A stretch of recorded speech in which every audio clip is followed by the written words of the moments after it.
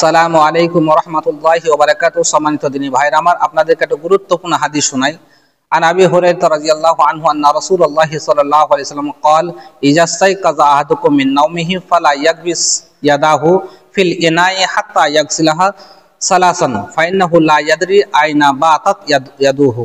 আবু হুরায়রা তিনি বলেন, রাসূল সাল্লাল্লাহু আলাইহি ওয়াসাল্লাম বলেছেন, যখন তোমাদেরকে ঘুম থেকে জাগ্রত হবে, ঘুম থেকে উঠবে, সেই জন্য পাত্রে হাত ঢোকানোর পূর্বে 3 বার হাত ধৌত করে, সর্বপ্রথম 3 বার হাত ধোয়, তারপরে পাত্রে হাত দেয়।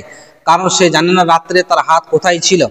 আমরা ঘুমন্ত অবস্থায় জানি না আমার হাত কোন জায়গায় চলে যাবে, লজ্জা স্থানে চলে যাবে, নাপাক অবস্থায় নাপাক জায়গায় চলে যাবে, তাই হয়তো জীবাণু লেগে যেতে পারে, স্বাস্থ্যের জন্য চরম ক্ষতিকারক।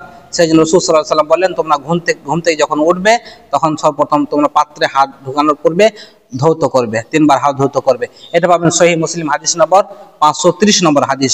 অবশ্যই